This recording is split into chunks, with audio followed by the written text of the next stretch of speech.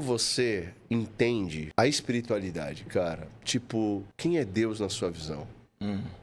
Espiritualidade é a busca da essência, é busca por si mesmo. Espíritos é a essência, né? Aquilo que nos contém de mais precioso. Eu suponho que espiritualidade seja esse esforço consciente e consistente, lúcido e sincero que a gente faça para encontrar essa completude, esse algo a mais. Se a gente pensar, Fê, na vida nós somos dotados dessa motivação por algo, isso que a gente chama de desejo. Né? O grande tema de vários filósofos, o grande tema da psicanálise do Freud, do Lacan. E os mestres meditadores sempre também focaram nessa ideia do querer algo. Mas desejo é essa força motriz que acompanha uma falta. Os mestres vão dizer para nós que essa falta, na verdade, é a falta de si mesmo. A gente transporta isso para carro, dinheiro, mulher, homem, sei lá, fama, sucesso. Os mestres chamam isso de purusharthas, né? Os 4 objetivos da vida. Os mestres da Índia vão dizer que todo ser humano é dotado de 4 grandes desejos. Kama, Artha, Dharma e Moksha. Então, desejos sensoriais, de prazeres sensoriais, comida, sexo e tal. Artha é dinheiro, conforto, segurança. Dharma é o desejo moral, eu quero sentir que eu estou no caminho certo, eu quero sentir que eu estou coerente, que eu tenho a verdade. E Moksha é o desejo pela liberação, pela suprema liberdade. E aí eles têm uma gradação, né? A gente vai aprendendo com os nossos desejos que eles são, na verdade, só essa força do grande querer. E aí o desejo material, o desejo por segurança, o desejo moral, eles são, na verdade, essa falta desse algo a mais, essa falta dessa essência. Eu acredito que, aliás, eu aprendi assim, que nós todos somos dotados desses 4 desejos. Então um cara ateu, um cientista ateu tem desejo por moksha, por iluminação? Ele está buscando a verdade. Ele busca pela resposta, ainda que ele descarte todas as metafísicas possíveis. Mas um cara, um yogi, tem desejo por kama, o desejo sensorial? Tem, mas ele regula e direciona isso para outra coisa. Todos nós temos que colocar esses desejos numa balança. E espiritualidade é usar de toda essa força desse querer e dessa fascinante consciência nossa, capaz de pensar, interagir, amar, odiar, etc., para achar esse lugar de paz, para buscar dentro aquilo que antes a gente buscava fora. E Deus, poxa vida, Deus é Satchitananda, Deus é pura consciência, existência e bem-aventurança.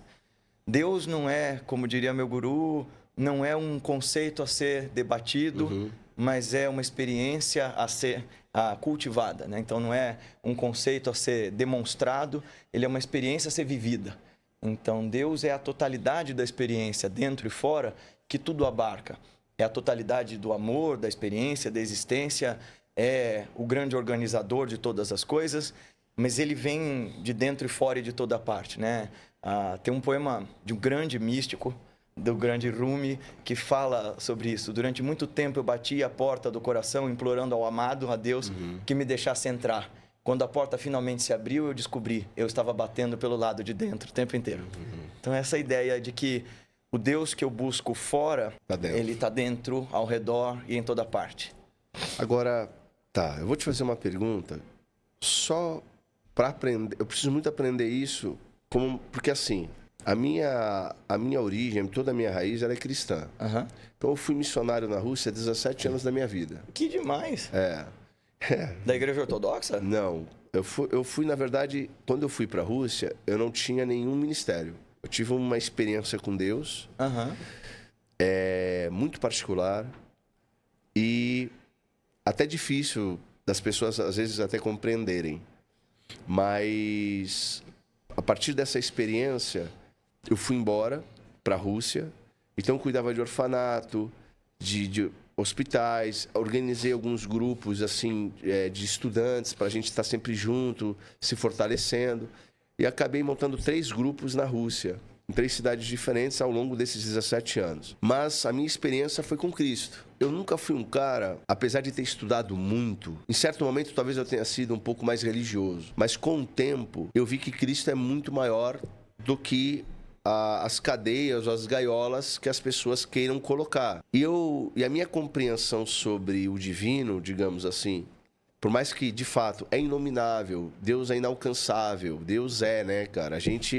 Um organismo inferior nunca vai compreender um superior. A gente, no máximo, arranha compreensões pelo que vemos, pelo que experimentamos, pelo que sentimos, pelo que nos é dado, digamos assim. como dádiva até. Agora, eu segui um caminho que, de repente, para a maioria de muitos cristãos, pô, esse cara tá maluco, sabe como é que é? Mas eu caminhei dentro da minha consciência daquilo que eu entendo ser o caminho, sabe? E tá tudo bem. Só que nessa jornada, onde eu fui tentando entender todo esse processo, eu me deparo com aquela pergunta que muitos ateus fazem e que o cristão ele consegue responder com até uma certa tranquilidade. Mas eu queria entender, na visão já do hinduísmo, dessa visão mais universalista, digamos, onde Deus é, como é que você concilia, por exemplo, se nós somos essas faíscas de Deus, por que, por exemplo, existe no mundo, eu não vou usar a palavra mal, mas, por exemplo, pessoas tão perversas? O grande problema do mal, o grande problema filosófico. Fê, eu tendo hoje em dia, quando me perguntam qual é a minha religião, Sim. eu não consigo muito responder. Eu sou um místico, alguém que fecha os olhos do óbvio e vai olhar para dentro para procurar essas respostas. E tem muita gente que fez isso muito melhor do que eu, você, assim, esses caras dessas tradições que eu digo que são não duais, onde eles vão dizer que a totalidade da experiência é o divino.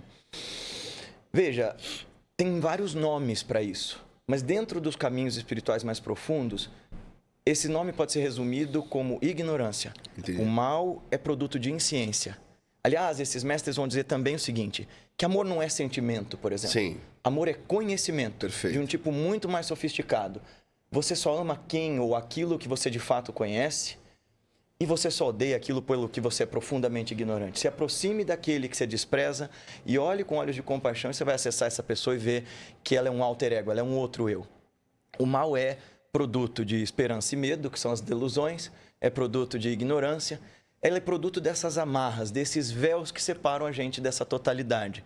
Enquanto eu tento pensar só em eu e meu, enquanto eu tento só pensar a partir de esperança e medo, né, o que ficou no passado, o que virá no futuro, eu não sou capaz de ver o que é. Em torno dessas esperanças e medos, em torno de egoísmo, egocentrismo e egolatria, todo mal se perpetua. Se você pensar bem, tirando as anomalias, e aí é o neurocientista em formação falando, né? Tem anomalias cerebrais, você tem na natureza pessoas incapazes de ter empatia, o psicopata, por exemplo. Sim. Tirando essas pessoas, se você olha com um olhar de empatia para aquele de quem você desdenha, que você despreza, que você odeia, o ódio desarma. Sim. A questão é, até mesmo essas anomalias, do ponto de vista do absoluto, fazem parte dessa totalidade divina. Pensa. Tá. Se a gente falar assim, por que Deus fez o mundo? Tem uma passagem que os sufis, que são os yogis do Islã, falam que eu acho que é muito bonita, que o Ibn Arabi, que é um desses mestres não duais, fala que ele diz assim, é um hadith Qudsi, né? Seria Deus falando com o profeta e ele elaborando a teoria dele sobre isso. Ele diz assim, eu era o tesouro oculto, amei me conhecer, eu quis ser conhecido, amei me conhecer e, portanto, fiz a criação a fim de ser conhecido por eles. Quer dizer, na ideia dos místicos, Deus não fez o mundo como uma ferramenta, como uma obra. Ele se derramou nas coisas, né? Isso. No hinduísmo tem um mantra, né? Mahamrityunjaya, que fala Triambakam Yajamahé Sugandhim Pushtevardhanam. Quer dizer, eu saúdo aquele portador da visão suprema que é perfumado, de cujo perfume emanou toda a criação. Quer dizer, tudo isso aqui é a experiência do divino olhando para si mesmo. É o infinito olhando para si mesmo de infinitas formas finitas. Pensa que onde não havia nada, agora tem todas as possibilidades de coisas. Eu não acho que o mal seja teste, eu não acho que o mal seja causado por uma outra entidade alheia a Deus. Eu acho que o mal é falta, o mal é a ausência. É a ausência dessa sabedoria. Mas então, se tudo vem... eu tô te perguntando, cara, essa pergunta é muito honesta. Mas se tudo vem dele e ele se derrama em tudo... Por que essa ausência? Por que essa pessoa representa essa ausência? Você entende? Porque para a gente perceber eu e você, precisa haver contraste. Entendi. Só existe bem na nossa concepção. Porque, veja, essa totalidade está muito, mas muito além da nossa ideia de bem e mal. Da nossa ideia humana de bem e mal. Até porque, do ponto de vista desses mestres, e aí uma pessoa cética vai dizer, isso é viés cognitivo. Mas eles vão dizer, olha, aquilo que a gente chama de mal... pode ser um bem disfarçado. Aquilo que a gente chama de bem pode ser um mal disfarçado. A gente não tem essa tenacidade para enxergar porque as bem motivações estão... as próprias consequências. A gente não tem como calcular isso. Absolutamente sim. Você vê, tudo nesse nosso mundo dual tem como que chama?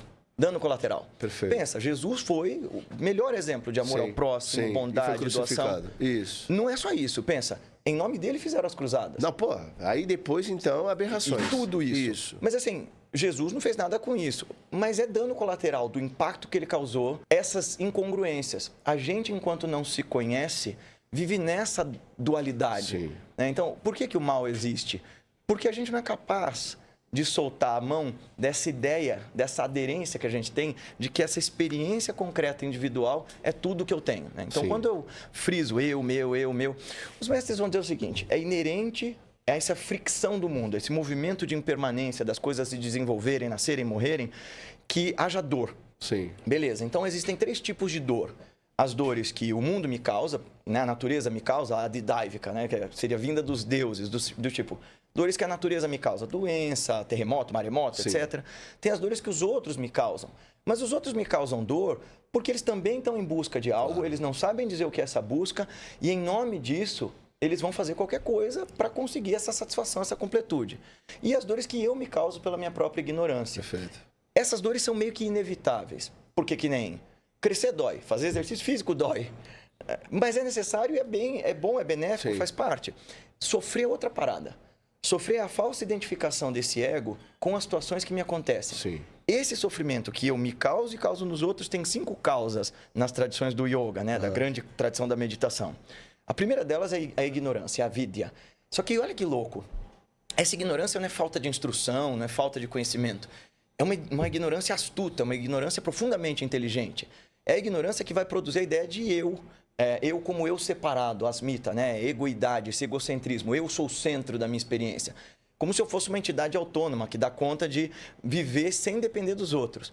Pensa, da experiência humana, essa é a maior das anomalias, porque nós somos um bicho profundamente dependente. Né? A gente, de todos os animais, cavalo sai cavalgando, o peixe sai nadando. A gente se sai da nossa mãe e a gente se for solto ali 3 dias, morre. Exato. Então a gente precisa de cuidado. Nossa experiência humana é de interdependência. Nós codependemos da bondade, do cuidado, do carinho uns dos outros. Mas a gente se nega a aceitar esse fato em detrimento do benefício próprio causado por esse medo. Assim, eu quero as coisas para mim. Então, o sofrimento é causado por ignorância, esse egocentrismo, raga, que é a avidez. Eu quero mais e mais e mais. Eu começo a experimentar coisas agradáveis e eu acho que acumular experiências é a felicidade. Aí o irmão gêmeo do apego, né? Que é a avidez, esse apego, tem um irmão gêmeo, que é a aversão. Para cada coisa que eu amo, tem um monte de outras que eu odeio. Essa ignorância vai fazendo eu amar o Palmeiras, odiar o Corinthians. Amo o preto, detesto o branco. Sou de esquerda, odeio quem é de direita. Sou de direita, odeio quem é de esquerda. E por fim, vem a questão fundamental da nossa finitude, que é o medo da morte, né? A Abhinivesha. Eu penso que eu acabo. E aí? O que vem depois, né? E nesse medo da morte estão fiadas boas partes das nossas incongruências, boa parte das nossas contradições, o medo da minha incompletude.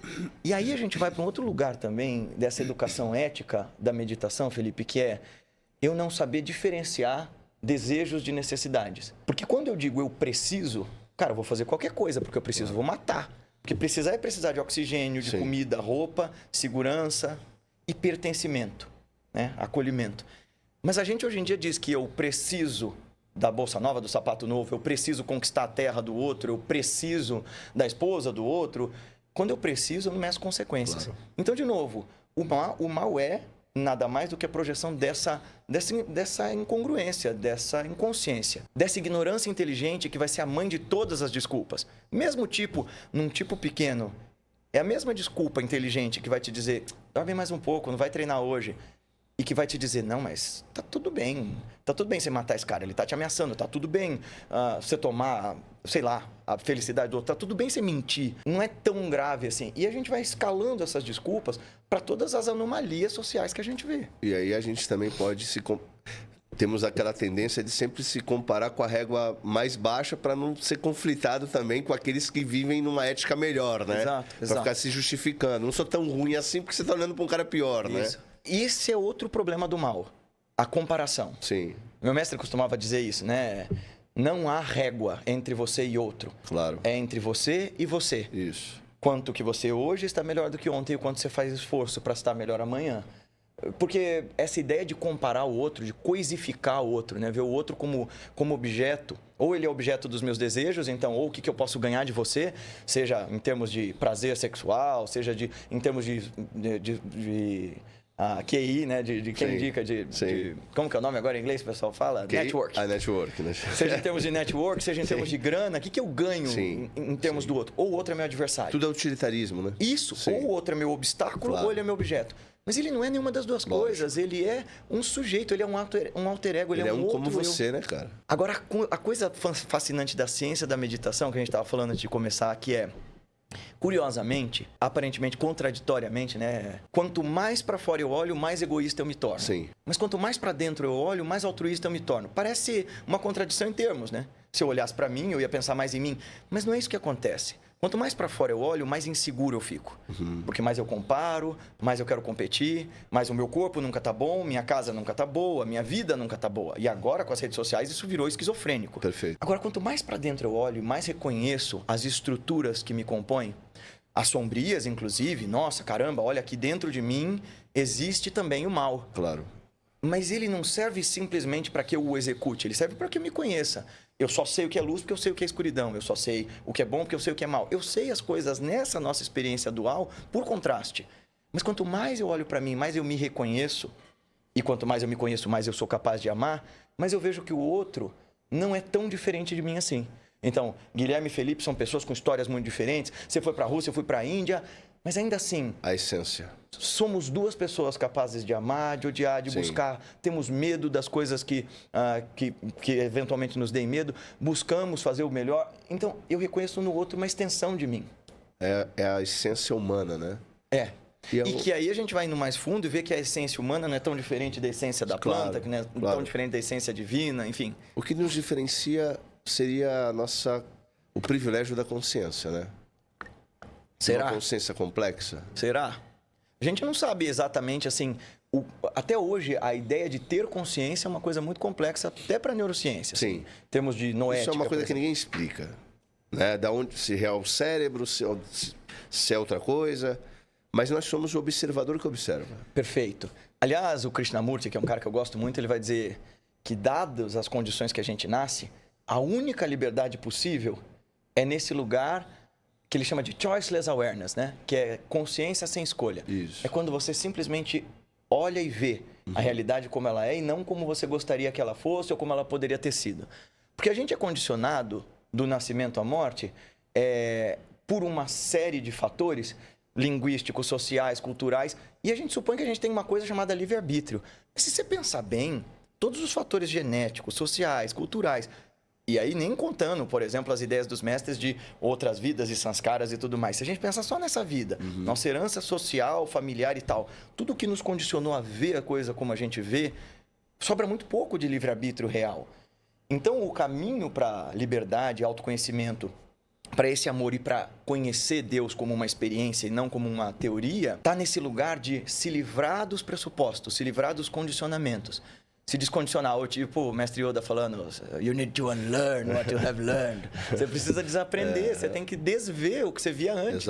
Exato. É a máxima socrática, né? Só sei que nada sei, no final das contas, para poder saber alguma coisa, né? E aí você chega num lugar muito fascinante que é desse vazio. Sim. Né? O budismo e o hinduísmo vão falar de shunyata, ou de shunya Brahman, que é um conceito de vacuidade. Não é nada nihilista. É um lugar de esvaziamento da ideia de que, assim, eu sei dar nome, eu sei dar forma.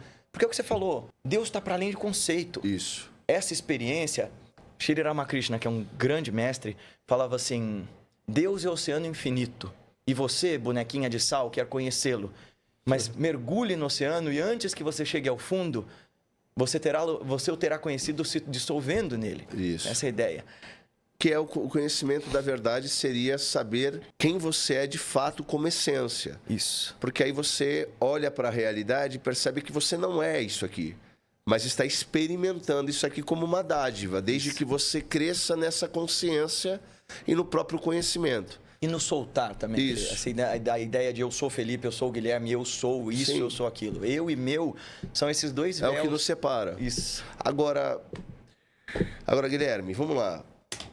Você falou, né, que é a existência eterna, o conhecimento eterno e a bem-aventurança eterna, né? Isso. O Satchitananda, né? Aham. Beleza.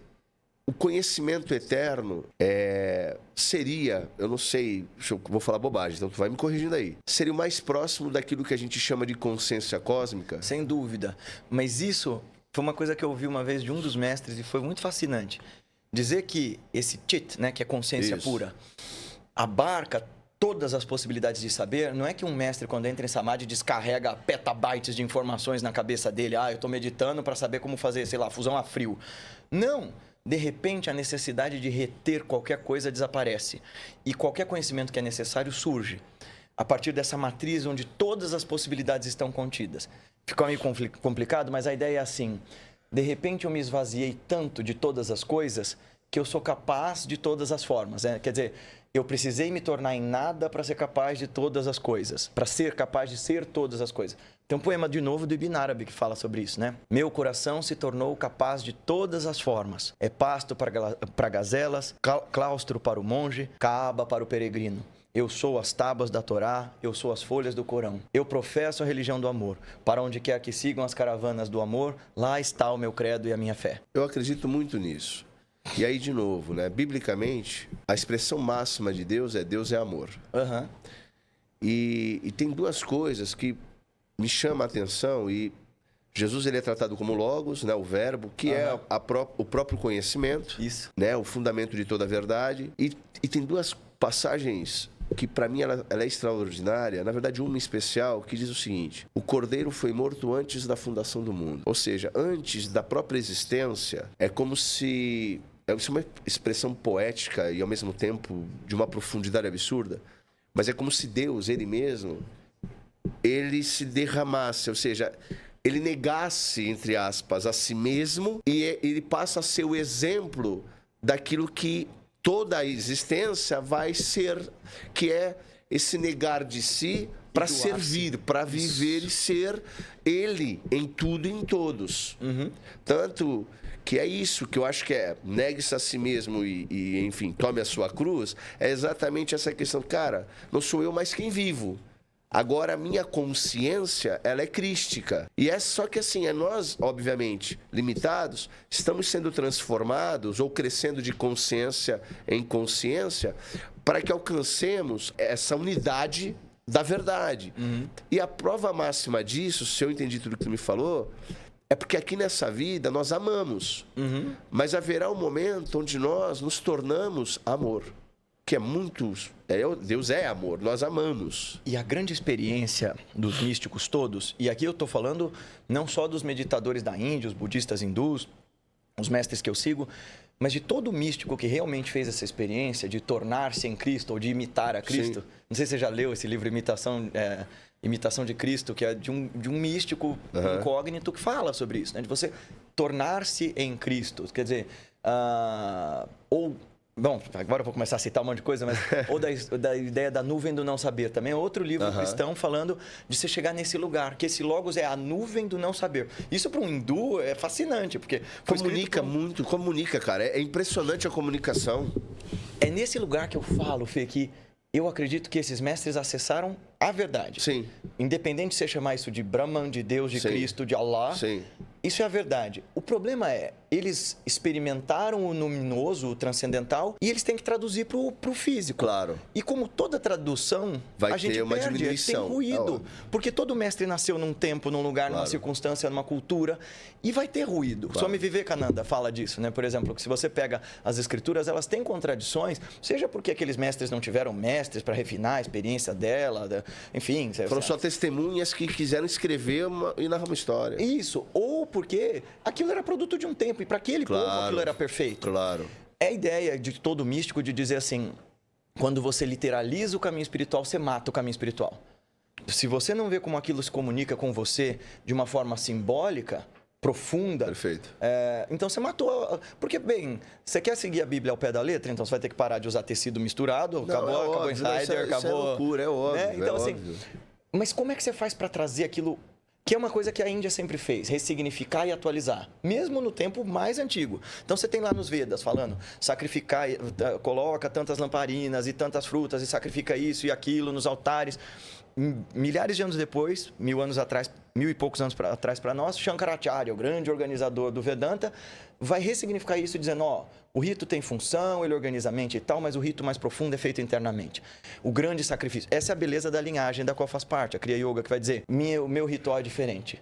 Meu corpo é o templo, a minha coluna é o santuário, o ponto entre as sobrancelhas é o altar em que eu sacrifico minha própria respiração aos pés daquele que me deu a respiração para conhecê-lo. Perfeito. Então essa ideia, assim, e essa ideia do sacrifício do cordeiro está em outras tradições também. Sim. Lá nos Vedas está como Prajapati, o ser uno, se sacrificou e se desmembrou para tornar o mundo possível. E as tradições antigas todas falam isso, desse sacro ofício. Porque se tu filosofar profundamente, porque um ser perfeito criaria qualquer coisa? Ele é perfeito, ele é estático, né? Isso, tá imóvel. Tá imóvel, ele acabou. Não há necessidade, não há desejo, não há nada.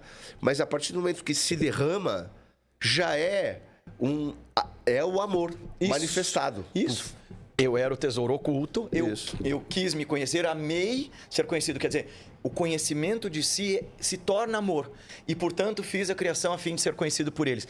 Na tradição tântrica, que não tem nada a ver com o que as pessoas pensam, tântrica é talvez uma das matrizes filosóficas mais fascinantes que eu já estudei, é dito que assim, Shiva, que aí é Deus, Shiva cria o mundo por sua liberdade de criar, seu Swatantria. Mas é uma liberdade de criar tal qual de um artista. O artista ele não tem outra coisa para fazer senão expressar a arte dele. Ele se derrama naquilo. Ele expressa esse amor nessa grande dança divina, colocando todas as possibilidades criativas na sua arte. E aí eu estava ouvindo isso de um mestre que eu tive agora em janeiro com ele morreu semanas depois. E o Mark falando da dança de Shiva, de tudo ser essa expressão desse grande amor do Senhor e tal. Cara, me veio uma intuição tão interessante. Eu falei, caraca, a gente reclama tanto do mundo e da realidade que a gente tem, com suas contradições e o mal e tal. Mas do ponto de vista do absoluto, do ponto de vista do divino, o mundo nunca foi tão interessante. Se isso aqui é a grande peça de teatro para o divino se entreter consigo mesmo, pensa... Você tem trilhões de anos em que o cosmos não tem porra nenhuma. Tava um monte de vazio. Só se movendo ali, exatamente. E de repente você tem um planetinha lá no canto do cafundó das galáxias em que tem tudo isso aqui. Gente boa, gente ruim, sujeira, beleza. Então, uma baita de uma balada no planeta Terra, tá ligado? Cara, pensa que do ponto de vista do absoluto, a exuberância da natureza com tudo... Nunca foi tão fascinante. É verdade. E nós somos privilegiados demais por vivermos, inclusive, nesse tempo aqui. Sim, sem dúvida. Ter acesso a tanta informação, tanto conhecimento e cultura. Agora, Guilherme, dentro disso, eu entendi essa parte. Mas eu queria pegar um pouco mais ainda sobre essa correlação da consciência eterna. Então, a consciência eterna, ela me leva à prática no sentido de não apenas uma experiência, mas de um saber e viver, obviamente, do amor. O amor é o fundamento.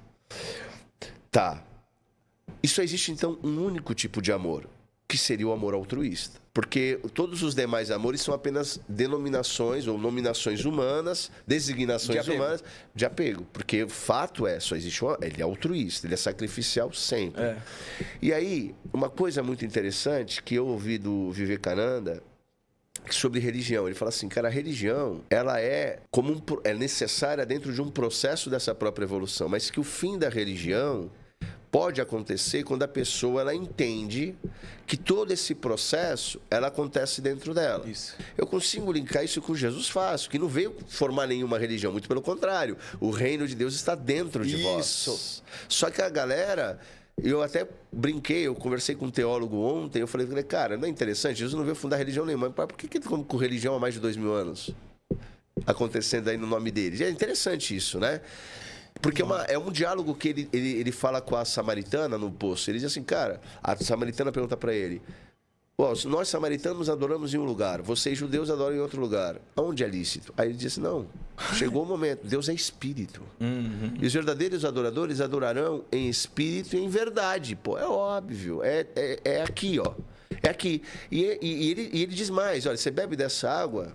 fora, você tem sede. Mas no teu interior podem fluir rios de água viva, jamais terá sede. Ou seja, é esse lance de você conseguir entrar, conectar e se saber um com Deus. Um com Deus. Só que é óbvio, como o Vivekananda ele fala, duas coisas. Por mais que a gente se interiorize e negue o nosso eu ou se acalme em relação ao externo, aos sentimentos, às emoções, não se identifique, né, tanto com essas coisas, você não se torna uma pedra. Muito pelo contrário. Porque você se derrama e se conecta nele, você se transforma em amor. Exato. Em amor. E aí eu achei isso tão lindo, eu falei... E ele diz outra coisa, ele fala assim, então... Mas ao mesmo tempo, você entende que a superstição é algo ruim, mas a intolerância é pior. Então, por mais que a religião ela é um processo, e é necessário para muitas pessoas, posso dizer até bom em muitos aspectos... Mas é como se um homem velho olhasse para um jovem, ele dissesse, criança, né? Uma criança e dissesse que a infância dela é uma perda de tempo, né? É, exato. É isso necessário. É uma prepotência espiritual. Exato, né? Exato. Inclusive, sobre isso, meu mestre costuma... Uma vez ele me deu uma ralhada, porque eu estava tentando discutir metafísica e falar de altos conceitos com uma pessoa...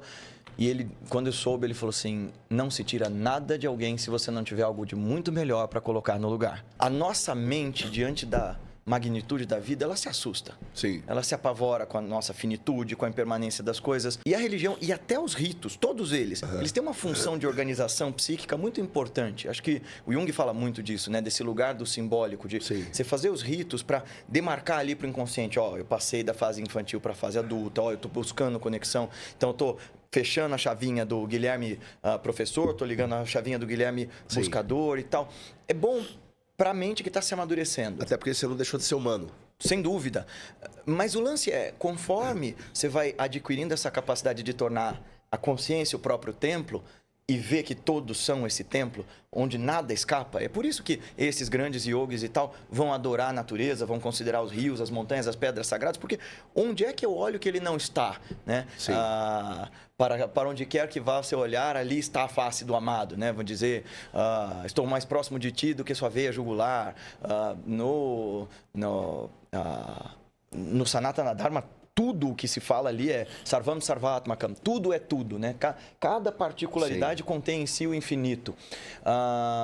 Então, quando você vai amadurecendo isso, você vai chegando nesse lugar de, não é de tolerância com o outro, é de acolhimento. Claro. Porque aí sim é o amor, sacrifício é sacro ofício, né? Trabalho sagrado. Quer dizer, eu me doar ao outro não é uma obsessão com, eu preciso ajudar o outro. Não, eu estou fazendo esse servir... É o fluir natural. Exato. É a compaixão, né? Eu vejo o outro sofrer e eu entendo que ninguém mereceria, ninguém precisa passar pelo sofrimento. Eu desejo que ele saia desse sofrimento tanto quanto se esse sofrimento fosse meu. E esse é o trabalho do verdadeiro amadurecimento espiritual, eu acho. Agora, no Kriya Yoga que você pratica, Deus é um amado. Isso. Então vou dizer assim, um sentimento, uma paixão, há uma conexão com o divino, né? Com esse amor. E ela é bonita. Porque muitas pessoas acham que parte, eu não sei se, inclusive tem ramos dessa forma, da meditação ou de algumas questões orientais, por exemplo, Deus é só uma abstração e, no final das contas, inalcançável. Eu não sei, como se não fosse, sabe? Por exemplo, tipo, o budismo vai falar que não há Deus. Isso. O budismo vai falar que não há Deus, mas vai falar que o fundamento da existência é compaixão e que existe uma coisa chamada natureza Buda, a natureza iluminada, a macroexistência, a totalidade da vida. Que a consciência, no final das contas... De novo, eu vou dizer, Deus é uma palavra muito pequena para esse negócio absurdo. Eu concordo contigo totalmente. Né? Então, assim, eu penso, eu não consigo hoje ver Deus como uma pessoa individual separada de mim. Mas o próprio Vivekananda vai dizer que isso são instâncias. O mestre do Vivekananda, Ramakrishna, vai dizer que o Deus com forma, o Deus com nome, o Deus separado... eu vejo Deus como Jesus, eu vejo Deus como Shiva, eu vejo Deus como Oxalá, sei lá. Sim. Deus é o oceano infinito, Brahman, né? O absoluto é a totalidade. O próprio conceito de infinito a gente não capta. O ser humano, quando a gente fala infinito, o que a gente pensa? Sei lá, galáxias e tal. Nada disso é infinito. Infinito é uma outra parada. Sim. Deus é o oceano infinito. E em sua misericórdia, ele coloca diante de nós um iceberg. Então, o Deus com forma, para quem a gente reza, é o iceberg. Sim. Ele está junto do oceano, Ele é feito do oceano, mas ele parece diferente do oceano, embora ele esteja ali, Sim. imerso na coisa toda. Mas a gente é bonequinha de sal, diria Ramakrishna. Então, você quer conhecer de fato o iceberg e o oceano do qual ele é feito? Mergulha ali. Lógico. E você se torna o oceano. Não no sentido, né, a pessoa mais dualista vai falar que heresia, você é Deus. Não, o Guilherme não é. O Guilherme, aliás, nem é. O Guilherme é uma abstração. O cara que nasceu em 93 e está aqui praticando e tudo mais, ele é um vir a ser, ele é fluido. Felipe é a mesma coisa. A gente fala, né? Eu sou essa pessoa. Sim. Teve o mestre de uma grande professora minha falava assim: vocês ocidentais são muito engraçados. Adoram dizer, eu me conheço, eu sou assim. Quando vocês sequer se conhecem e tampouco são assim. Mas aí é que eu te falo, tem muitas questões de interpretação que a mim foram sendo abertas, como descortinadas. Eu consigo fazer, porque como eu vivi missionário muito tempo, estudei a teologia e me aprofundei, eu consigo fazer ligações e eu vejo, cara, é que isso aqui nunca foi falado, nunca foi dito. Então, por exemplo, você acabou de dizer uma coisa muito interessante. Essa passagem para mim ela é icônica. Quando Deus aparece para Moisés, ele faz aquela pergunta, bom, qual é o nome, quem eu digo que me enviou? Né? Você está me enviando lá para libertar o povo, mas e aí, quem é você? Aí Deus diz para ele, eu sou o que sou. Ele é perfeito, né? Sou o que sou. Nós temos um eu em eterna crescente em transformação, que precisa se reconectar com ele, porque ele é. Mas nós, em outra parte, vai dizer, nós somos transformados de glória em glória, cada vez mais crescente. Ou seja, nós temos um eu, mas esse eu precisa se tornar um com aquele que é. Então é o eu sou, tá ligado? Precisa ser essa unidade precisa acontecer. Essa experiência é o que se busca com as práticas místicas, com o yoga, por exemplo, com a busca da experiência direta. Sim. Porque beleza, Swami Vivekananda vai brilhantemente dizer que dá para atingir de todas as formas possíveis. Ele vai sistematizar o que o mestre dele falava, né? Ramakrishna falava, Jotomot Totopot. Tantos quantos forem os caminhos, tantas serão as formas de encontrar Deus. Aí o Vivekananda sintetiza isso em 4 yogas, né? Jnana, Bhakti, Karma e Raja. Então, quer dizer, dá para atingir Deus por Jnana Yoga, quer dizer, pelo conhecimento, pela lógica, pela busca, dá para atingir Deus por Karma Yoga, pelas obras. Então, pela caridade, pelo amor ao próximo, pelo serviço altruísta. Dá para atingir Deus por Bhakti, que essa é a via que as pessoas mais imaginam que é o caminho para, né, acessar Deus, que é adorá-lo, amar Deus. E dá para atingir Deus por Raja Yoga, que é a meditação, Sim. que é o caminho da concentração introvertida. Todos eles vão nos levar lá. Mas o que todos os yogis, que são cientistas da consciência, querem com as práticas meditativas é, eu não quero deixar isso para depois que eu morrer. Eu quero ter essa experiência aqui e agora. Claro. Porque, veja, qualquer mestre dessas vias vai te perguntar, você acredita em Deus? Você já viu? Não. Então, como é que você acredita? Não, mas Deus não é para ser visto. Não com esses olhos, mas é para ser uma experiência direta, íntima. Né? O próprio Ramakrishna, o Vivekananda era praticamente ateu, ele era agnóstico quando era jovem e encontra o mestre dele, isso em Calcutá, dos 1800 e pouco. Então, Calcutá era a capital da Índia, no Império Britânico. O Vivekananda era chamado pelo reitor, que era um britânico, de o cara mais brilhante que ele já tinha dado aula. Que ele achava que, assim, nem universidades europeias tem um cara desse. O cara era foda. E ele estava lendo, na época, a John Stuart Mill, ele lia Hegel, ele lia David Hume, ele adorava Hume. E ele era um agnóstico. E aí ele vira para Ramakrishna, que era um cara gago, semi-analfabeto, mas iluminado. E fala assim, o senhor já viu Deus? Ele falou, sim, eu vejo como vejo você aqui agora, só que ainda mais claramente. Mas, meu filho, as pessoas não querem Deus, as pessoas querem ouro, mulher, fama. Se elas chorassem por Deus de fato, elas veriam Deus. Eu Vivekananda fica boladíssimo, fala, quem é esse cara maluco? E aí o Ramakrishna dá um tabefe na testa dele e ele entra em Samadhi pela primeira vez. E o pessoal que viu relata que o Vivekananda gritava assim, o que você está fazendo comigo, cara? Eu sou filho de um juiz, eu tenho família, não faz isso comigo, não. Por quê? Essa experiência da totalidade para o ego, para essa consciênciazinha apegada que quer ser Guilherme Felipe, ela é absurdamente apavorante. É por isso que os textos vão dizer que é necessário morrer antes de morrer, que é necessário nascer de novo, da água e do espírito. É isso, desfaça-se de si mesmo, né? Abandona seu eu e carrega a tua cruz. É isso, olha, larga a mão dessa falsa ideia microscópica de que você é essa experiência imediata. Há uma outra experiência que eles vão dar a analogia assim como quando a gente está sonhando, a gente jura que aquela é a realidade, mas quando a gente acorda, a gente fala, caraca, nossa, como é que eu achei que aquilo era real? Da mesma forma, quando você desperta, Nossa, de repente, você fala, como é que eu estava pensando naquilo antes? Esse é, aliás, o significado da palavra Buda, né? Buda é aquele que despertou. Sim. Agora, cara, isso é muito legal. Agora, deixa eu te perguntar. Processo de iluminação, por exemplo. Cada um tem o seu tempo, cada um tem a sua busca. É possível realmente viver isso? Porque vem assim, Guilherme, e aí é o que eu te falo, né? A gente não é um ermitão, a gente não consegue ver isso, né? Por exemplo, eu sou casado, eu tenho 3 filhos, tá ligado? Então, eu tenho uma vida, eu gravo, trabalho, pago boleto, tô no dia a dia, é trânsito, aí chego em casa, cuidar de filho, pagar conta, tem mulher... Tá, mas aí, como é que eu faço para conseguir criar uma prática, ou de como ela deve acontecer, para que eu possa começar a me interiorizar cada vez mais para alcançar esse estado que eu creio ser a coisa mais extraordinária, pelo menos nesse corpo ainda, que podemos viver e experimentar, né? Eu diria algumas coisas. A primeira delas é disponibilize-se para isso. Quer dizer, tenha esse desejo ardente por liberdade, por essa suprema verdade, e o caminho aparece.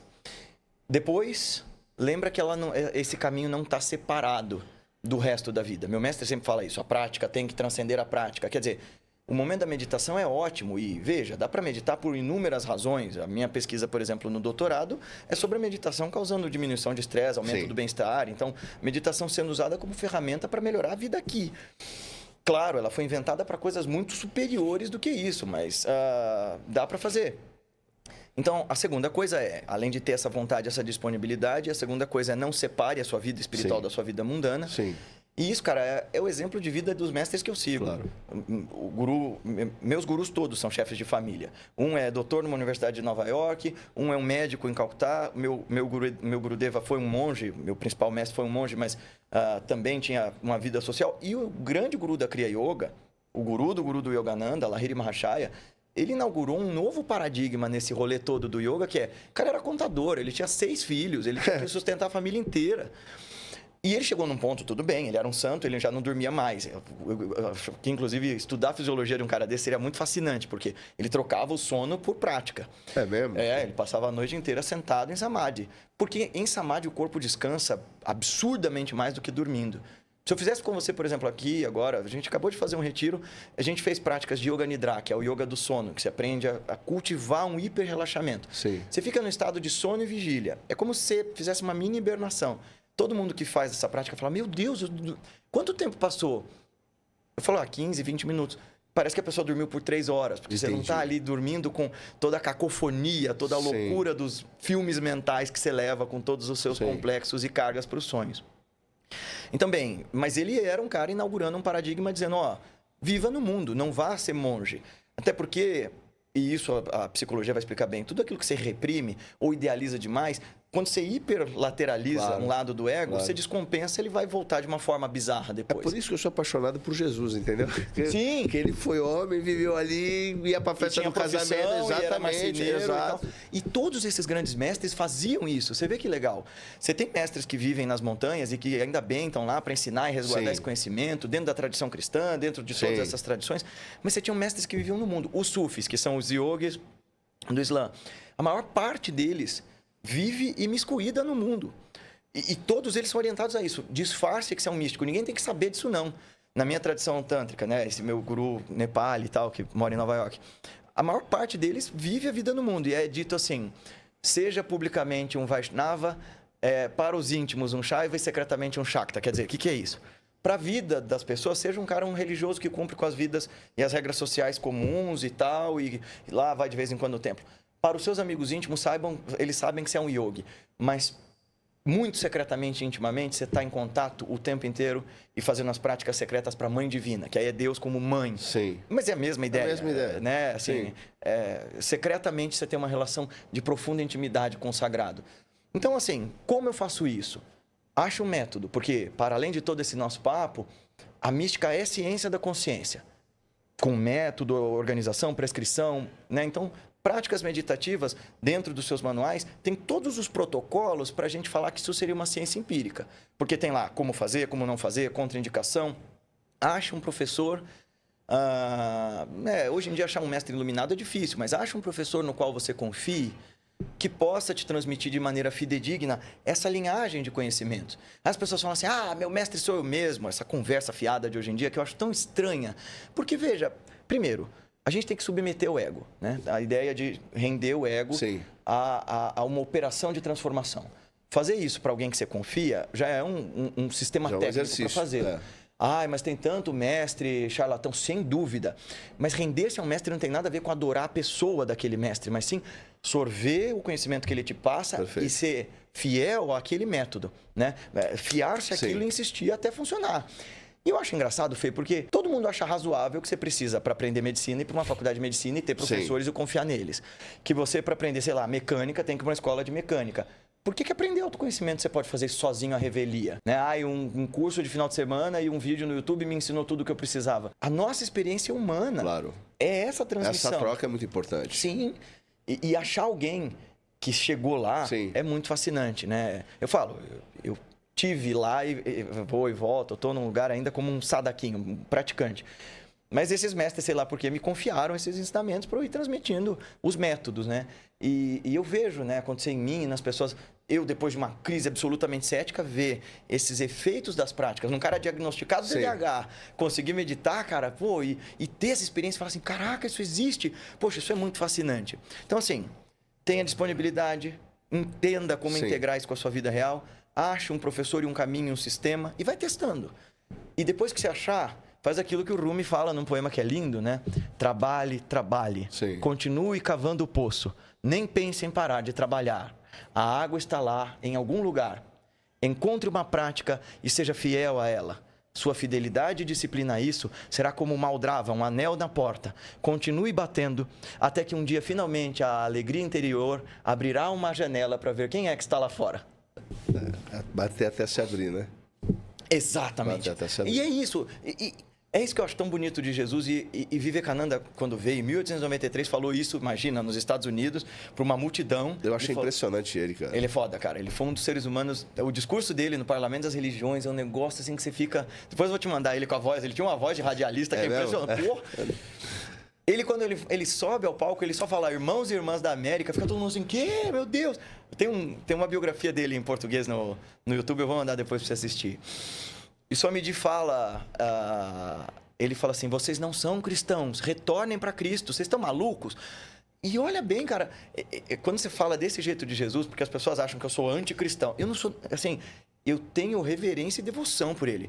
Eu só acho que o que fizeram com a palavra dele é absurdo. Então, assim, eu olho para pessoas, sei lá, o Caio Fábio, o Padre Júlio, o Ed Renekiewicz, são cristãos, assim, que vivem o cristianismo, assim, e que inspiram isso, né? Eu vou estar com o Caio Fábio no dia 4 agora. Jura? Puta, eu troquei uns WhatsApps com ele até, mas a gente ficou de se encontrar e não conseguiu. Eu sou maluco pra conversar com ele. Porque... Se quiser ir comigo lá, apresenta comigo lá, pô. Poxa, eu vou com o maior prazer. Dia 4/12. Já tá convidado. Eu vou sim, por favor, nossa. É Brasília, mas já tá convidado. Putz, pois é. Se eu não tivesse os pacientes e tal pra atender... Mas se der pra atender à distância, bora, mano. Nossa, lá, cara, o Caio é um cara que eu gosto demais mesmo. Vai ser à tarde, das 2 às 6 horas, eu tô com ele lá na casa dele. Vou te dizer que é até pouco pra falar com ele. Ele é muito legal, assim. Acredito, Eu acho que, sim, todos esses mestres deram tudo o que a gente precisava. Tá técnico ali, demonstrado o que a gente precisa. É porque a religião, ela sistematiza para ficar fácil. E o grande problema é que ela se torna intolerante. Então, o Caio Fábio ele vai ter um discurso disruptivo. Sim, ele é herege. Aí virou herege. Só que, porra, não é possível. Você tá vendo ali na prática o que o cara acredita e vive. É Cristo, pô. Só que é difícil. Agora, Guilherme, beleza. Tá, como é que eu tenho feito? Vou dar um exemplo pessoal. Igual hoje.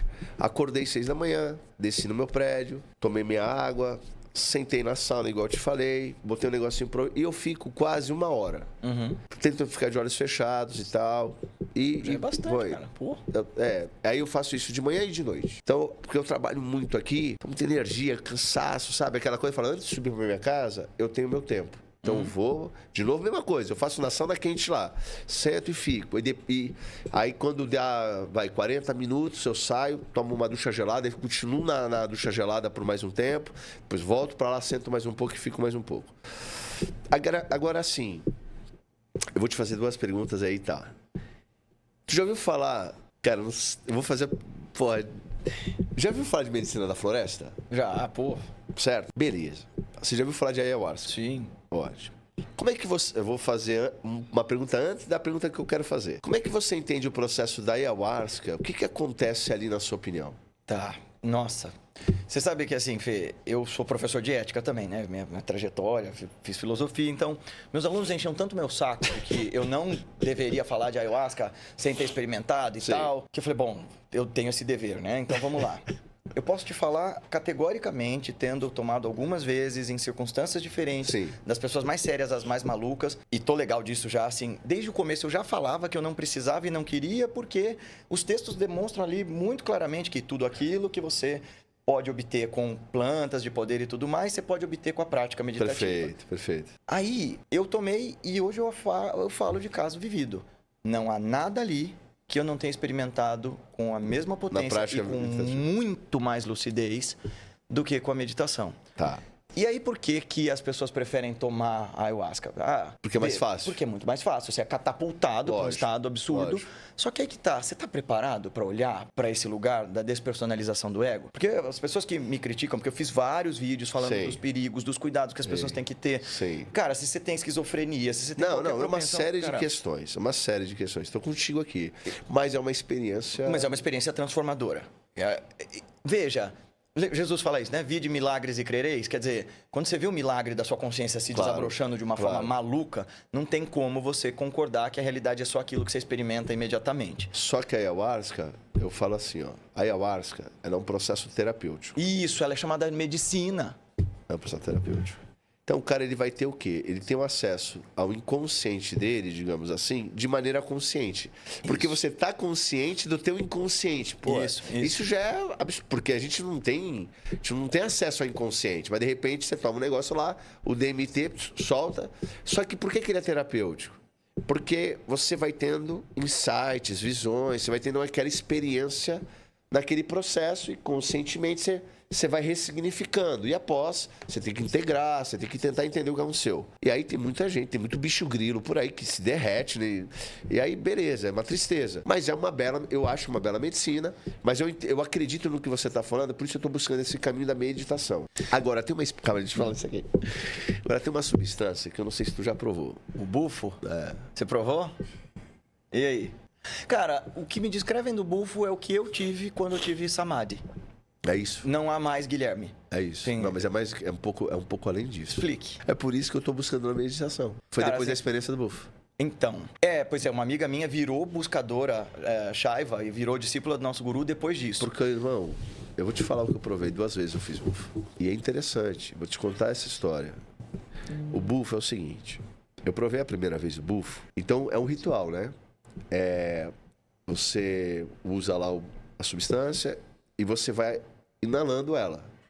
E tem um processo para ser feito. Então você puxa por 15 segundos, depois você puxa por 10 segundos. Quem aguenta vai puxar de novo por mais 10 segundos. Normalmente, a maior parte das pessoas, nos primeiros 15 segundos, já não aguenta. Eu sempre mergulhei no que eu vivo e no que eu faço. E eu sinto, sabe quando tu sente? Cara, eu sou apaixonado por Deus, mano. Entende?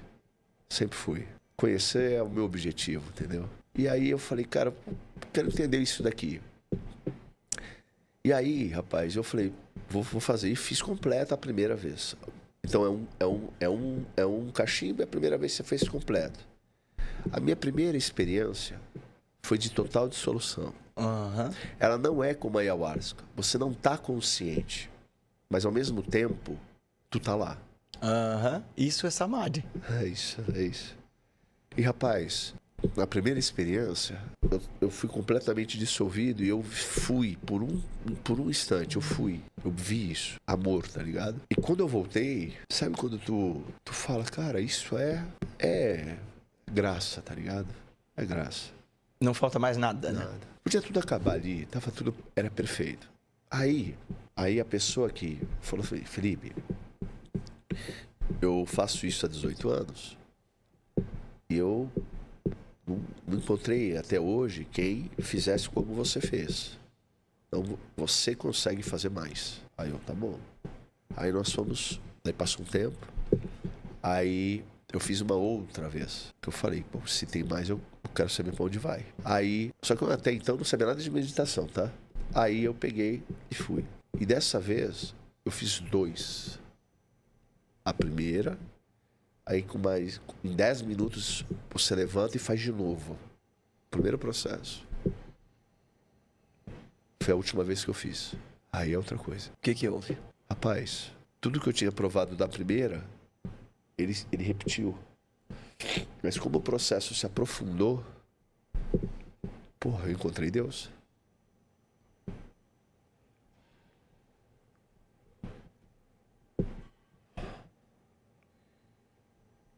Eu vi. Perfeito. E quando você voltou? É isso. Eu voltei querendo mais. Eu voltei com gratidão no peito. Eu voltei, porra, era uma dádiva, cara. Você não tem palavra pra isso. Não explica isso. Tem Irmão. uma frase sobre isso que diz assim: eu não sabia o quanto minha alma estava vazia até que ela tivesse sido finalmente preenchida. Rapaz, eu não esqueço aquilo. É impossível. Eu tenho 3 filhos. O dia mais feliz da minha vida, foi quando eu vi meu filho nascer. A mulher, ela já é mãe durante a gravidez. O pai, ele tem uma expectativa. Uhum. Mas quando o bebê nasce, que tu pega ele no colo, eu provei, aquele dia eu lembro até hoje, eu provei o milagre surgindo no peito, o amor.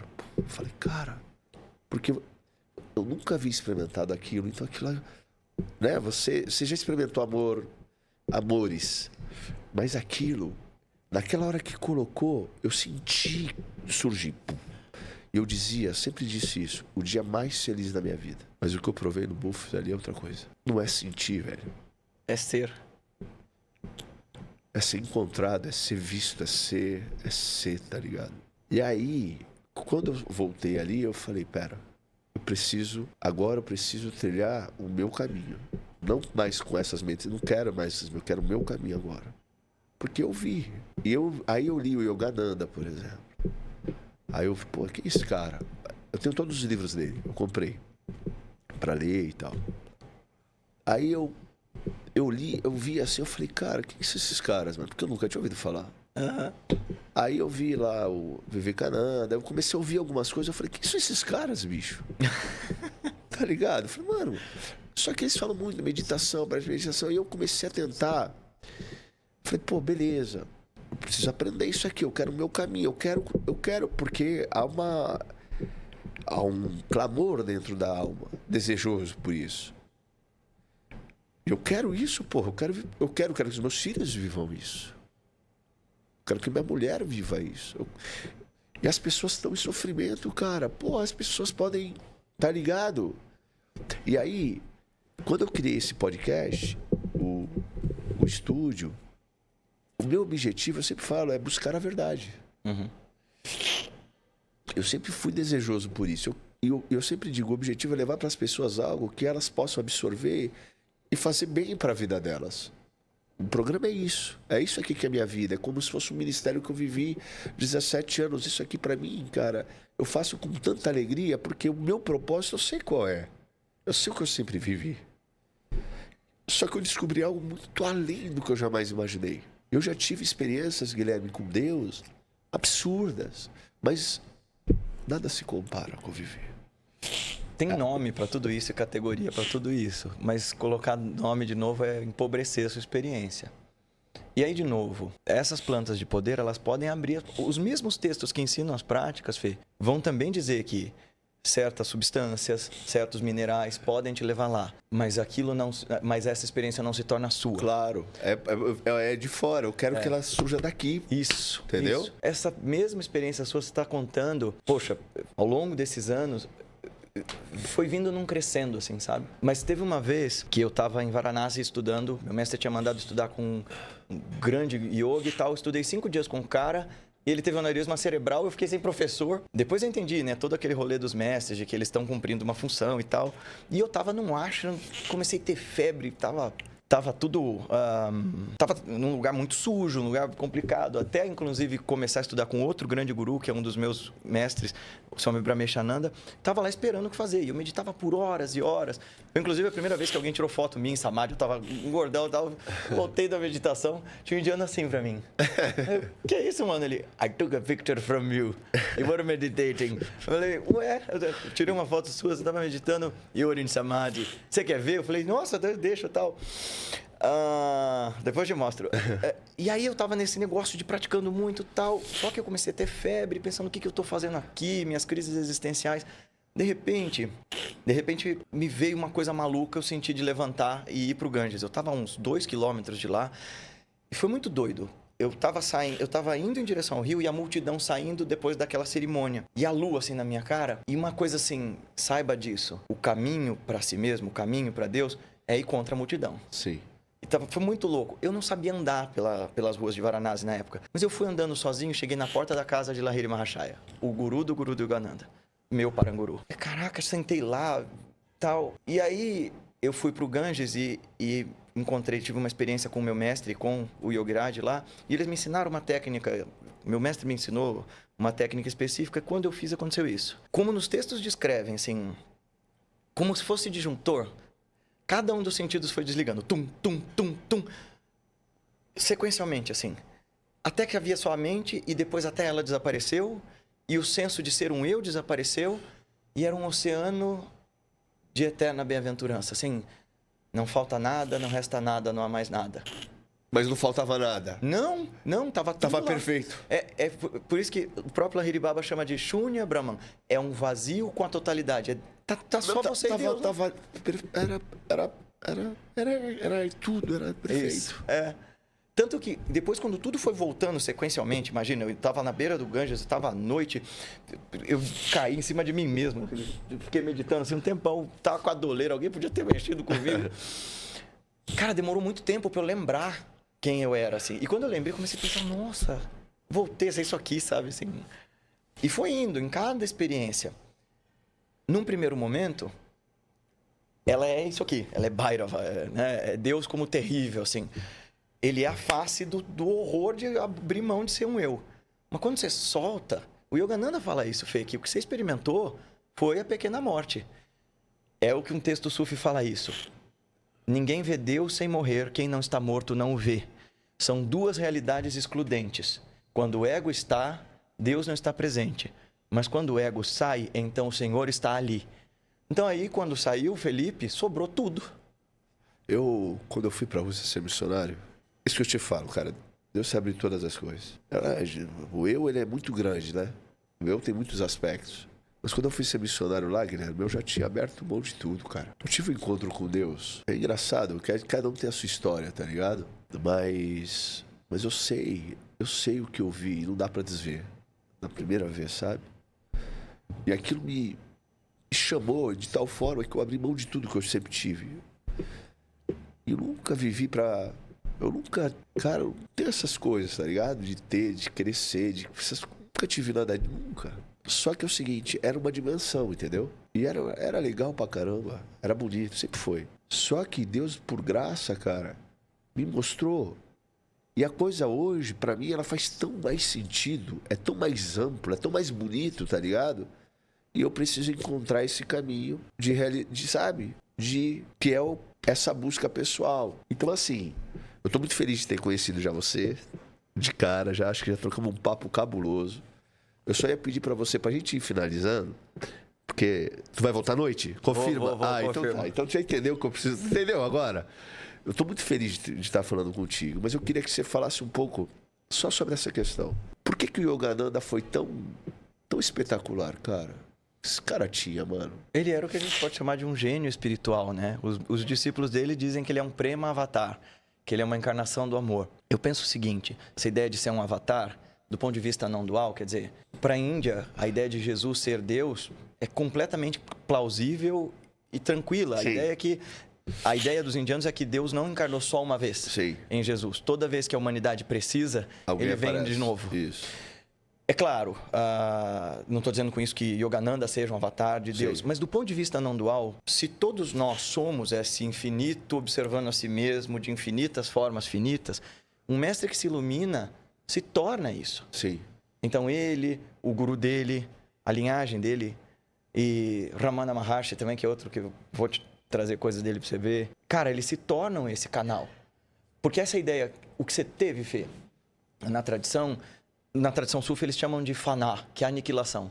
Eles chamam de faná fialá, total aniquilação em Deus. E depois você tem uma coisa chamada baka, que é você dali em diante, você passa a subsistir em Deus. Você não existe mais para si. Quando você torna isso a sua realidade, consciente e constante, você se torna esse tubo, você se esvaziou de si mesmo. E o Yogananda era esse dínamo espiritual. O que outros mestres iriam dizer era... É por isso que eu continuo levando as pessoas para a Índia, para conhecer esses mestres, por isso que eu tento ensinar esse caminho, porque eu falo, pô, essa realidade é inata a todos nós. Meditar é inato a toda a cultura humana, tem todos os benefícios médicos, científicos, que eu sempre falo nos podcasts. Eu tô muito feliz de, pela primeira vez, estar no podcast falando assim, com profundidade sobre por que a meditação é de fato. Assim. Beleza, porque vamos dormir melhor, mas ela é para esse encontro. E o que o Yogananda tinha de espetacular é tornar essa experiência direta possível. O que tornou isso para você uma busca é que você foi lá e viu, você provou. Religião tem a ver com controle. A mística tem a ver com essa busca verdadeira da verdade. O próprio Harari fala isso, né, no Homo Deus, que a ciência e a religião, nenhuma das duas está preocupada com a verdade. A ciência está preocupada com o controle, com o poder. Sim. Eu quero ter poder sobre a vida e a morte, eu quero ter tecnologias para dominar a vida e tudo mais. E a religião está preocupada com o controle. Quem está preocupado com a verdade são os místicos, são os filósofos, são aqueles que realmente estão querendo olhar com profundidade para essa enorme complexidade da vida e dizer, não é essa experiência imediata que me contém. O que você teve foi o que o Yogananda tentou ensinar a vida inteira, que é ver Deus como o espelho. Não há distância entre o amado, o amante e o amor. Entre aquele que observa, a observação e o observado. O que o Yogananda tinha de espetacular é ele abriu tanto mão de si, fez isso com tanta compenetração e com tanta fidelidade que ele chegou ao auge dessa experiência e conseguiu transmitir para os outros. Essa é a beleza, inclusive, de ter um mestre, sabe, Fê? Porque tem um fator do seu esforço, da sua prática, mas o mestre é como se ele... É importante pra caramba. Ele te transmite uma outra coisa. Claro. Ele te dá... Sabedoria, pô. Tem uma outra coisa além disso. Ele te dá novos órgãos de percepção. Entendi. Ele te dá uma transmissão direta aqui. Uns vão chamar de baraka, uns vão chamar de darshan, de diksha. Tá. Pensa que é como a instalação de um outro software aí. É como se o cara que tá lá... É mais ou menos assim... Se seu cachorro soubesse falar e você perguntasse, o que você acha? Usa a blusa vermelha ou a verde? Eu sei lá, não sei ver cores. Não, peraí, deixa eu te dar um jeito de ver cor. Esse é o rolê. É uma unção. É isso. O mestre, ele chegou lá e o manancial de energia que ele tem serve para criar uma espécie de ignição em você. Ele divide a unção com você. Essa é a função da iniciação nos caminhos místicos todos, que é isso. Eu te dou o método, é como se eu te desse um carro, eu te desse um mapa, mas aí agora eu te dou o combustível, que isso tudo é assada, né? A disciplina. Mas agora a chave eu te dou porque eu confio no que você vai fazer com isso. Então, você vai sempre para a Índia? Vou agora de novo em 2026 com um grupo para os Himalaias, mais uma vez, que é um desses lugares, que é o lugar mais fantástico que eu tive na vida. Vou de novo levar um grupo para uma espécie, para um tipo de experiência muito diferente. O que eu faço é um retiro em movimento, é um curso com estudando os textos, as diferentes formas de meditação, mas também uma espécie de imersão em si mesmo, né? Então é bem diferente. Eu estava hoje em meditação, cara, eu vou dividir isso contigo. Eu estava hoje em meditação, eu estava olhos fechados, e eu vi é difícil de explicar, né? Mas foi como algo bateu no meu peito, muito forte. Eu quero ver se eu monto aqui em São Paulo um lugar que eu quero chamar de casa de oração e meditação. Eu tenho esse lugar, inclusive. Me veio isso para fazer. Aí eu vi que você comentou alguma coisa que está reformando. Estamos construindo. E eu não estou brincando com você. Eu vi o lugar. Então, não sei o que está acontecendo. Eu já vivi muita coisa, Guilherme. Eu posso te contar experiências na Rússia, porra. Eu estar num lugar orando, dentro de uma garagem de ferro, que foi o primeiro lugar que a gente tinha para orar. A gente ficava nesse lugar orando, e era inverno. Menos 20 graus, 25 graus, menos 25. A gente entrava lá e a Rússia era, pô, cara, uma perseguição grande. Você não podia, sabe? Preconceito, estrangeiro. E eu aluguei essa garagem, que é onde os caras colocavam o carro, container, pra você entender. Sabe container? Na Rússia, tem muitos containers na rua porque os prédios da União Soviética não tinham garagem. Então eles... E aí, muita neve. Aí eu aluguei um container desse, como se eu tivesse um carro. Eu não tinha. Eu limpei e tal, botei uma lâmpada, comprei umas cadeirinhas de azul lá no mercado. Eu falei, pô, a primeira igreja, tá ligado? Tipo, porra, cara. Isso em que ano? Porra, isso em 2005, cara. E se eu te falar que não tinha ninguém, era só eu? Eu tô te falando. Eu tava andando na rua e aí eu tava orando, né? Aí me veio muito forte no meu peito, né? Eu olhei aquele lugar, é teu lugar. E tava vazio o lugar, aluguei o lugar. Eu usei o dinheiro da faculdade, que eu tinha que pagar a faculdade para alugar o lugar. Coisa de louco. Aí fui no mercado, comprei 20 cadeirinhas, botei uma lâmpada, olha essa história. Aí fechei a porta e fiz só uma oração. Falei, Deus, tá aqui.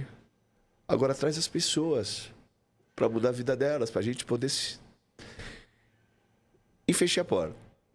Cara, uma semana depois, tava só eu, tá? Uma semana depois, eu tô andando por Moscou e tem um grupo de pessoas passando e eram brasileiros, cara, falando português. Aí eu paro, eles, pessoal, vocês são do Brasil? E aí, temos um lugar pra gente orar e tal. E o pessoal, que legal.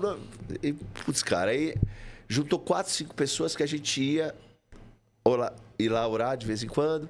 Aí veio o inverno. E, cara, no começo do inverno, irmão, a gente entrava naquele lugar, era um frio. O joelho, sem brincadeira, cara. Uma das dores mais terríveis que você sente é o frio. Porque o pé vai congelando o osso. E tu vai sentindo o osso e o joelho. Então, no auge, que era em janeiro, a gente não conseguia ficar mais de 3 minutos lá, orando. Isso estava entristecendo a nossa alma. Porque, pô, era o nosso lugar. E a gente não tinha outro lugar. E aí, eu cheguei pra galera e falei assim, vamos lá e tal. Pessoal, vamos. Aí foram. Aí nós éramos, acho que, 5 ou 6 naquele dia. Aí cheguei e falei, pessoal, é sempre muito frio, não tenho o que fazer, mas vamos buscar aqui, vamos orar juntos, né? Nos fortalecer e tal. Beleza. Aí fechei a porta, demos as mãos. Eu não sei o que aconteceu.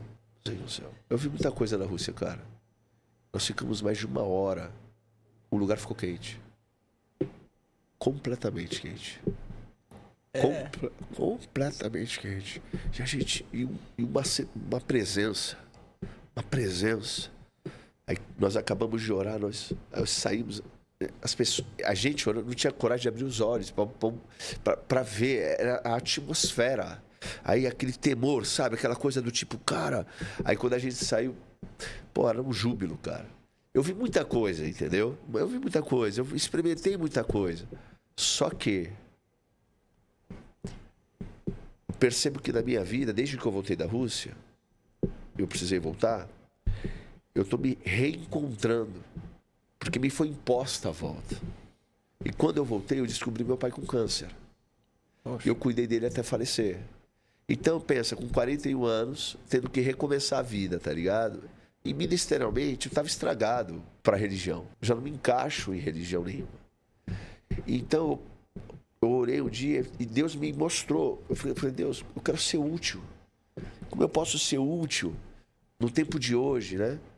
E aí eu tive a visão disso aqui. Só que, pô, pra você imaginar, cara. A época eu tinha 2.000 pessoas no Instagram porque eu não usava.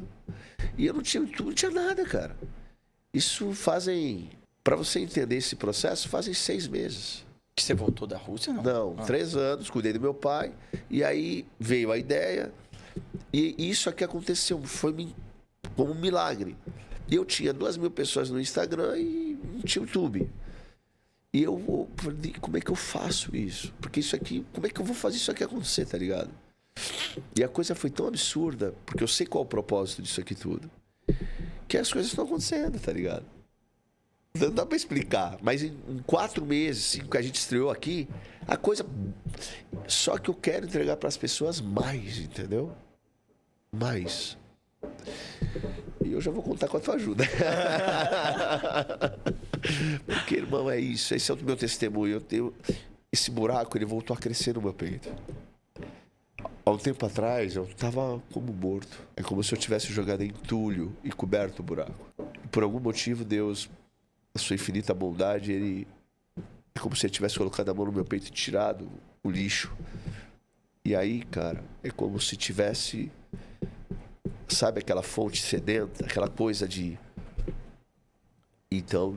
Desde então não parei mais. E aí, como você falou, quando você busca o caminho te busca, aquela que você encontra, não tem jeito. Eu acho que é tudo o que está acontecendo. Sincronicidades, né?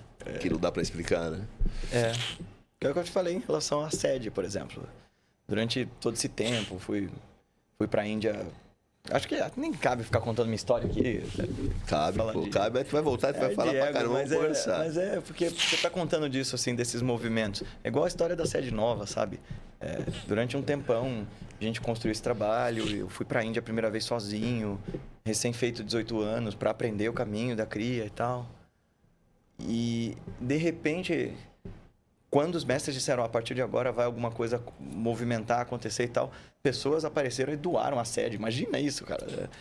Hoje em dia, né? Porque antigamente o Yogananda tinha um discípulo que foi lá e bancou a sede e tal, que era um cara foda, assim, que era um cara magnata do petróleo que se iluminou e virou, né, o James Lim. Tanto que virou o sucessor dele. E eu falo, né, assim, o amor dele pelo Yogananda era tanto que ele sucedeu o Yogananda na presidência da Self, passou 2 anos e ele morreu. E aí virou tipo outro viúvo, né, velho? Tá meu mestre morreu, eu não quero ficar, não. Obrigado.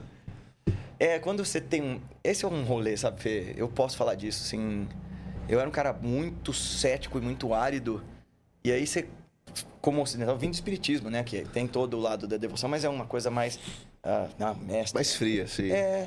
E aí eu conheci meu mestre. Meu mestre me salvou do suicídio, pô.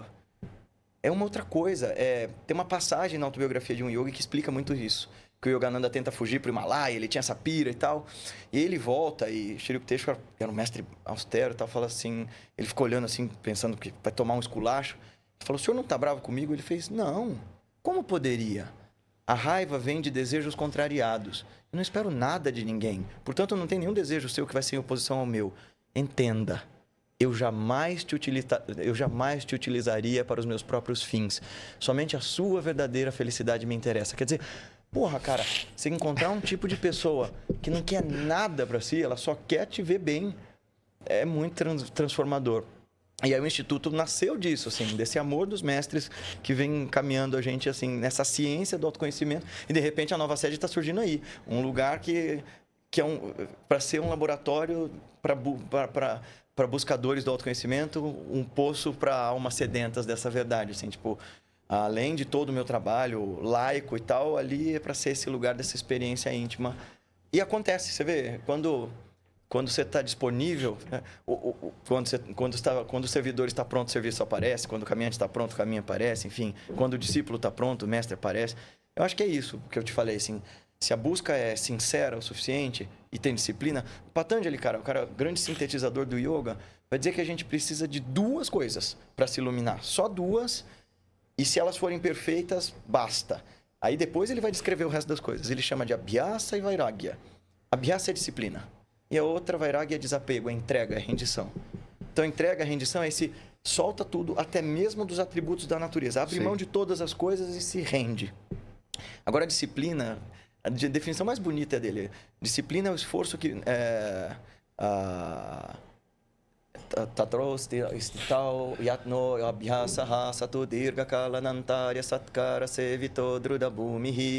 Ele fala assim, disciplina é o esforço que visa a estabilidade, visa a calmaria. E ela se torna perfeitamente estabelecida quando ela é praticada por longo tempo, sem interrupções, mas com grande diligência, com grande amor. Cara, quando eu li isso, mudou tudo, porque... Até então, disciplina para nós é um negócio que você faz na porrada. E dá para aprender disciplina na porrada. Pô, o exército funciona assim, né? Condicionar dessa forma. Sim, na guerra você faz isso, cara. Você tá lá no Iraque, pô, cala a boca, faz, o quê? Mas tem custo, né? Olha o estado de estresse pós-traumático de todas essas pessoas que voltam dessas coisas. E agora quando você troca e se lembra da sua motivação, né? Olha, por que eu faço isso? Qual é o real motivo que me move na minha vida, que me faz pensar o que eu penso, fazer o que eu faço? Quando eu tenho diligência, quando eu tenho amor no que eu estou fazendo, putz, aí é outra coisa. É por isso que um dos nomes para meditação em sânscrito é Smriti, que é lembrança. E o nome para meditação entre os sufis é Zikr, é lembrar-se de Deus mesmo. É tipo, lembra do que você está fazendo aqui, porque a gente esquece toda hora. O humano em árabe um dos significados é aquele que esquece, né? Exato, e por isso que a prática espiritual deles é Zikr, é lembrar de Deus. Lembrar. Lembra. E essa é a função, por exemplo, do mantra. Em todas essas tradições. Mesmo no cristianismo, né? Os padres do deserto que meditam ficam fazendo várias vezes ao dia. Senhor Jesus, tende misericórdia de mim e tal. Então você fica repetindo aquilo. Maranata é um dos mantras que se repete, né? Sim, a hora vem, sim. Maranata é o mantra que os meditadores cristãos usam. O padre Don Lawrence Freeman, que é o grande professor de meditação cristã, eu tive com ele várias vezes, é um cara muito incrível. É o que ele ensina, então, assim, Maranata, ou La ilaha illallah, não há Deus senão Deus, não há nada que não seja Deus. Ou Aham Brahmasmi, eu sou Brahman. Ou esse Om, na Kriya, tudo isso elegantemente resume-se no Om, que é o verbo, que é o Om, é o Amém, essa vibração que tudo conecta, essa grande teia de amor que vibra. Guilherme, um dos melhores programas que eu já gravei, se não foi o melhor. Tô te falando de verdade. Sou grato. Te espero 8 horas da noite, não vai fugir. Não vou, não. Eu vou dizer que é recíproco. E de todo o meu coração, eu vou contar com a tua ajuda pra isso. Por favor, cara, não tenho nem palavras pra te agradecer. Você é sensacional. Dá um abraço aqui. Você é sensacional. Deus abençoe você. Amém. Deixa uma palavra aqui pro pessoal. Na sequência eu vou finalizar essa parte do programa. Para que a gente abra os olhos e desperte, é necessário fechá-los. Para que você encontre o que você está buscando, não vá para fora, vá para dentro. Existe caminho, existe método. Às vezes é simples como sentar, parar, respirar e observar. Está ali dentro de nós, a gente só precisa ter disponibilidade e vontade de aprender. Eu sou um pequeno sadaquinho, um pequeno servo desses mestres todos, tentando transmitir isso, uma parcela do oceano de bondade que eles têm me dado. Então, quem quiser aprender, tem meus canais, minhas coisas todas. Guilherme Romano no YouTube, tem os cursos de meditação, as viagens para a Índia, retiro e tal. E tem meditação gratuita, pelo amor de Deus, não estou falando disso para vender meditação. Tem meditação gratuita de quartas-feiras, online lá no Instituto. Agora com a sede nova a gente vai ter um monte de atividade ensinando meditação para quem precisa, para meditação não ser um hobby de rico, né? Assim, porque, poxa vida, os yogis eles não tinham nada, nem roupa, pô. Então, mindfulness, né? Então, assim, a nossa ideia tem lá os conteúdos para isso. O que eu quero é deixar disponível esse conhecimento para que, em olhando para dentro, a gente desperte para essa realidade que é pura verdade, bondade e beleza, né? Satyam Shivam Sundaram.